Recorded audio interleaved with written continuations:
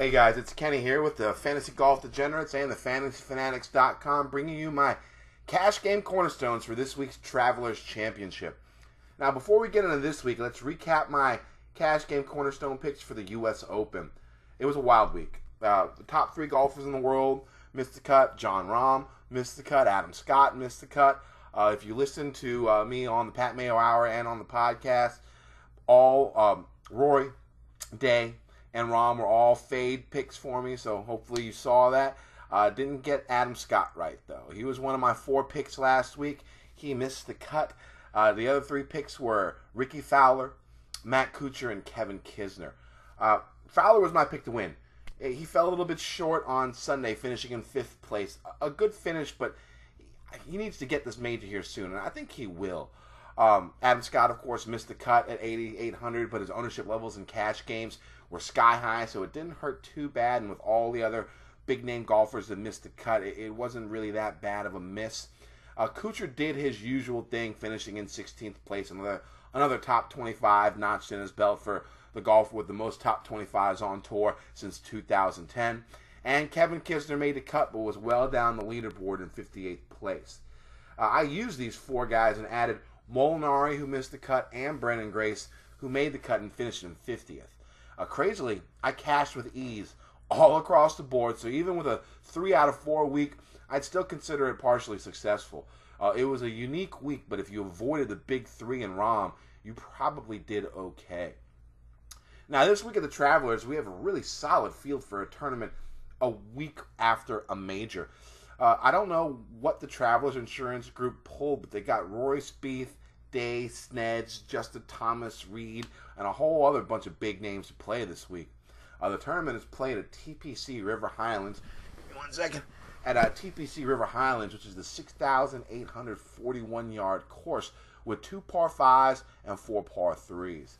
Birdies are the norm here, which is, birdies are the norm here, as we saw with Jim Furyk's 58 last year. Length isn't going to hurt, but we've seen short hitters like Ken Duke and Russell Knox win here, and of course Furyk isn't that long, and he shot 58 last year. The fairways are wide-ish. They're not super wide, but they're wide enough, and the thing is, even if they miss these fairways, with the rough gets a little bit thicker the closer you get away from the fairways, but even if they miss the fairways, these greens are really receptive, and a lot of these golfers will be hitting short irons onto the greens.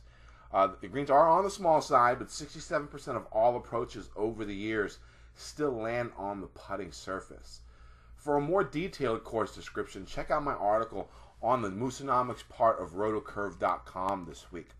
The stats I'm looking for on the Fantasy Fanatics cheat sheet is going to be strokes gained approach, birdie or better percentage, proximity from 125 to 150 and 150 to 175 yards, and par 4 scoring. I'll also be looking at par 4 efficiency from 400 to 450 yards, since 8 of the 12 par 4s are from that range. Now, you can't get that stat from the regular PGA Tour site. You'll have to go to their media guide to get those stats. If you need that link, just hit me up on Twitter at KendoVT. Now, on the cheat sheet, I'll be weighing key stats at 50%, recent form at 30%, and course history at 20%. Now, let's get on to the picks while I wipe my brow. It's hot here in the D.C. area lately. My first pick, it's going to be Justin Thomas at $10,200.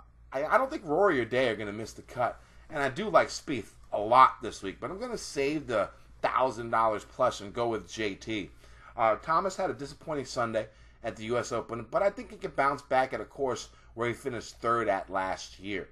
JT is a birdie-making machine, which we saw in full force last week when he shot 63 on Saturday at the U.S. Open. He's very good with his wedges and short irons. With his length off the tee, you won't see him hitting too many mid or long irons this week, unless it's on the par 5s.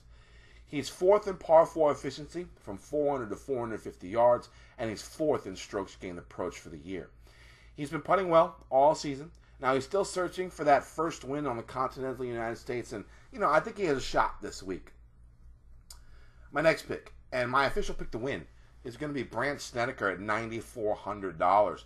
Sneds has been having a sneaky good 2017 with 7 top 15s in his 10 made cuts this year.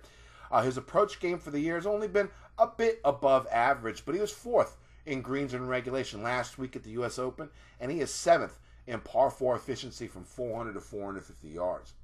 He has made 4 of his 5 cuts at TPC River Highlands, and since his one missed cut here in 2010, he has gradually improved each year he's played here.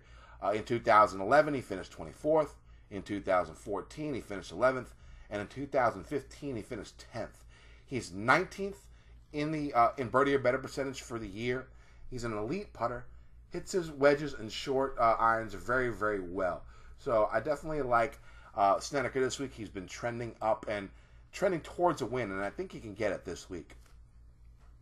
My third cash game cornerstone pick is Brendan Steele at $9,000. Now, I know it's strange having 3 golfers $9K and up on a cash team, but I think the talent and consistency levels dip tremendously when you get under $9,000 this week on DraftKings in this very, very top-heavy field. With the wealth of value plays in the low 7K and high 6K range, I think this strategy can work this week in cash games. After starting the season scorching hot in the fall, Steele went through a little dip in play during the spring, but looks to be rounding into form once again. And even when his play dipped, he still made the cut. He's made all 15 cuts this season and has 8 top 25s in those 15 cuts made, including a win at the Safeway to start the year. And more recently, he has 2 top 15s in his last 3 events at the Players and the U.S. Open, both big boy fields.